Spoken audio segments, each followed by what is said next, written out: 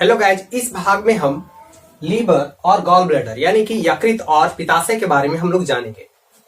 हमें समझना है लीवर जो है जनरली यानी कि ह्यूमन लीवर यानी कि मानव का जो यकृत होता है जनरली सबसे बड़ा ग्लैंड माना जाता है, सबसे लार्जेस्ट ग्लैंड माना जाता है। ओके, यह जो है डाइजेस्टिव सिस्टम में अगर देखा जाए तो कहां पर इसका अक्रेंस है यानी कि इसका कहां पर प्रेजेंट है, तो ये जो हमारा एब्डोमेन पोर्शन है यानी कि एब्डोमिनल कैविटी में डायफ्राम के क्या है नीचे है, डायफ्राम के क्या है नीचे। अब डायग्राम में देखो तो ये डायफ्राम है, ये आपका डायफ्राम है, डायफ्राम के आपका नीचे है आपको लीवर है।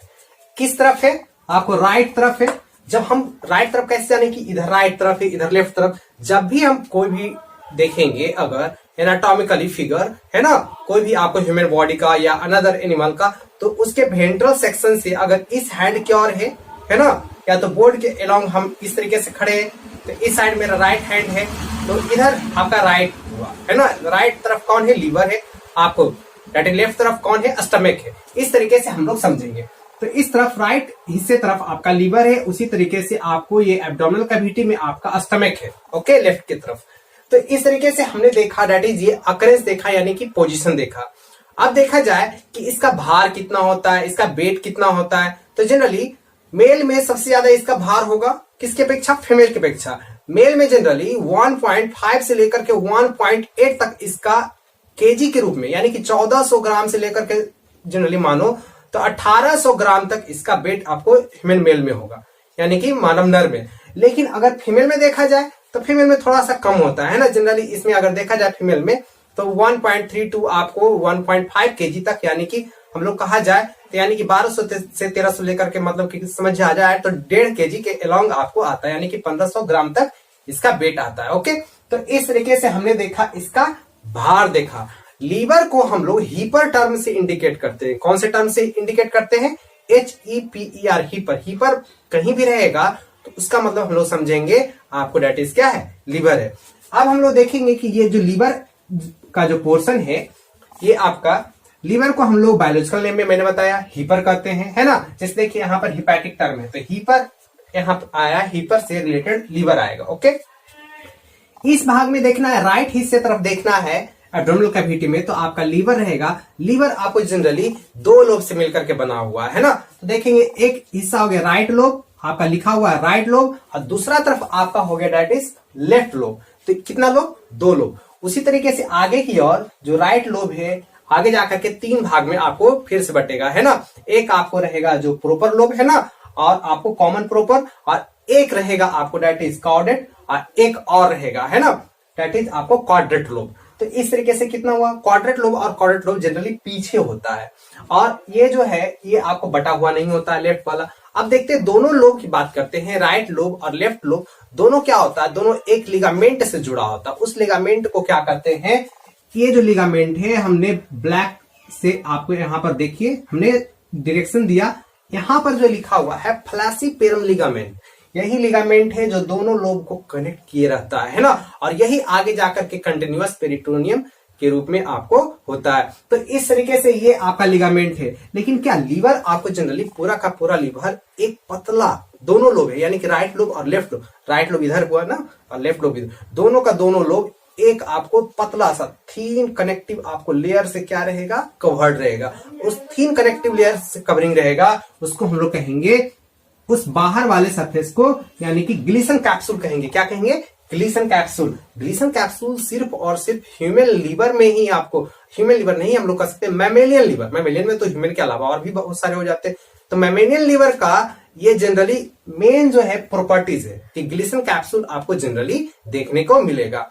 अब है लीवर, हमने यहाँ पर दो लोब देखा।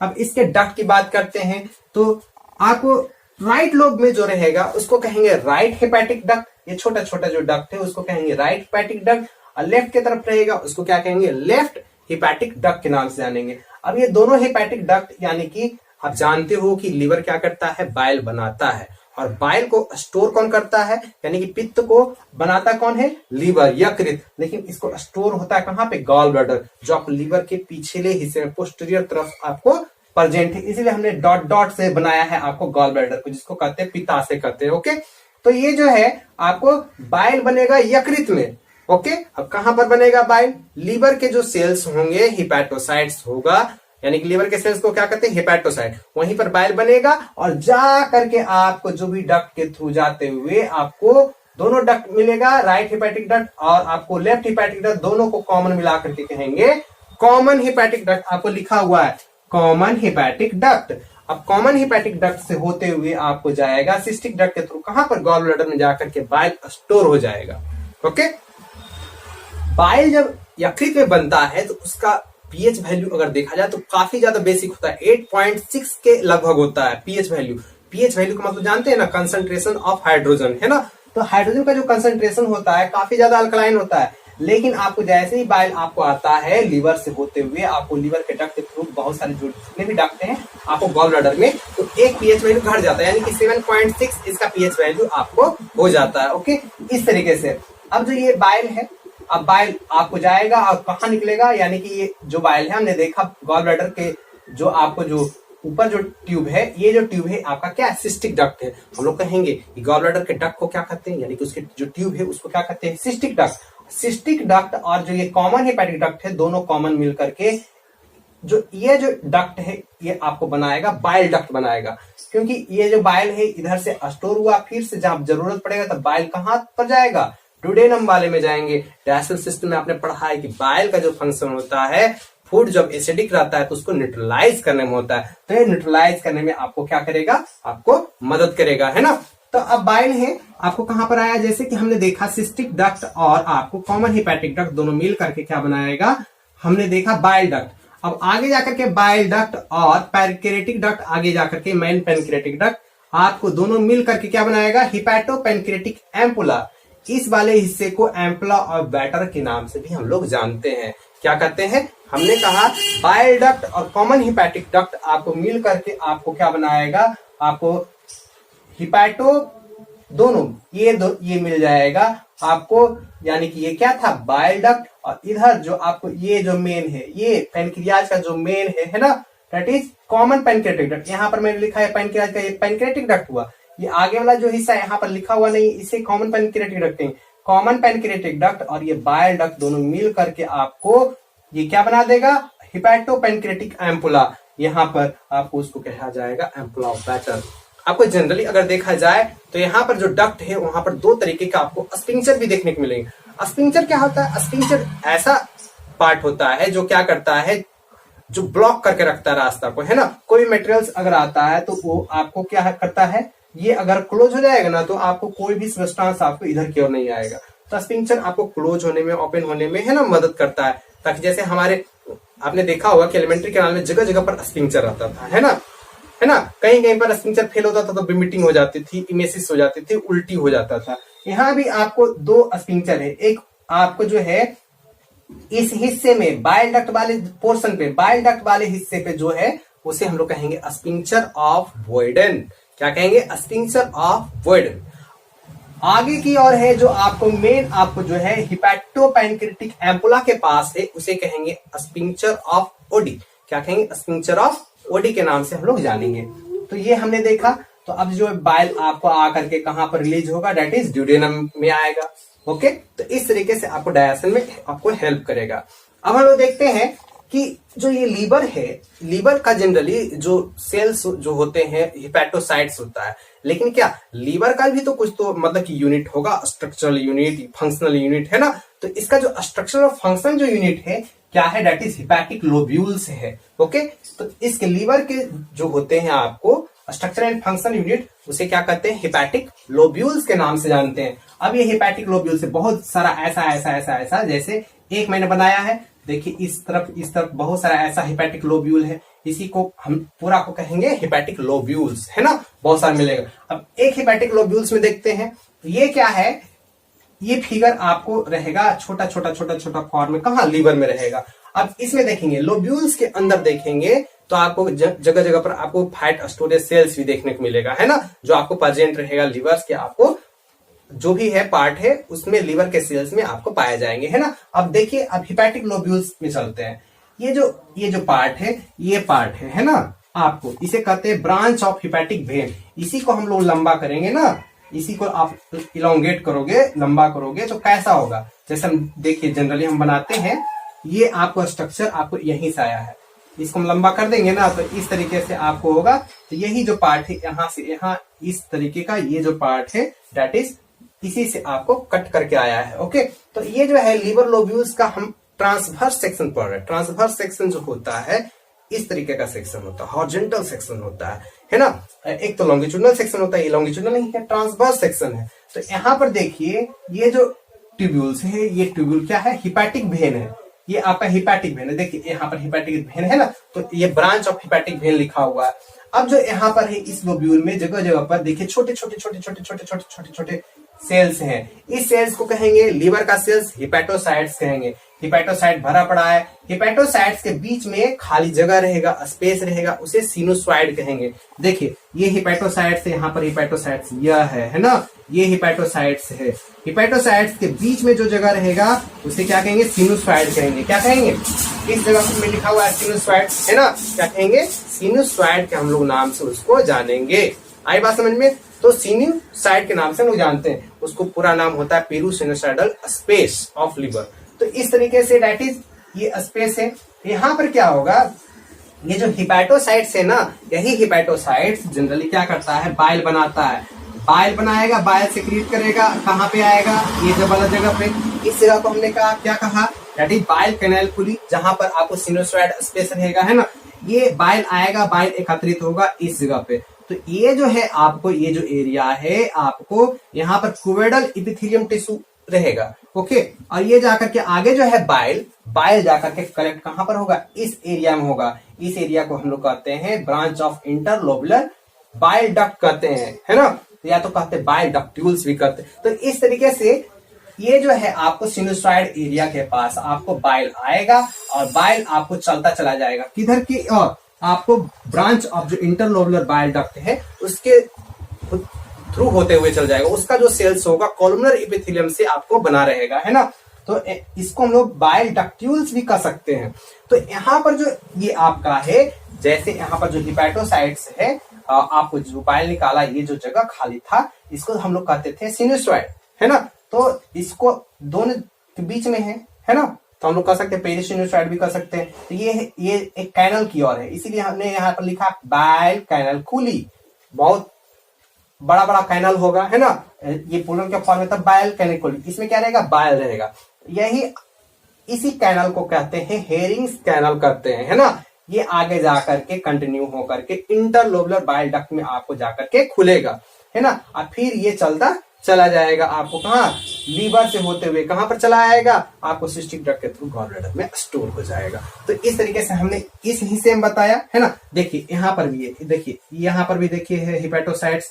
तो यहाँ पर लिखा हुआ है ना, सिनुसॉइड कंटेन्स ब्लड, यहाँ पर ब्लड वाला हिस्सा है। अब देखिए इस हिस्से में देखिए कि ये जो हिपैटोसाइट्स उसके नीचे नीचे में जो ये सेल्स है, ये सेल्स है, ये आपको इंडोथीलियल सेल्स है ना। ये इंडोथीलियल सेल्स है क्योंकि ये ब्लड वेसल्स के अंदर में सरफेस पर रहता है जो सेल्स, उसको इंडोथीलियम कहते हैं ना।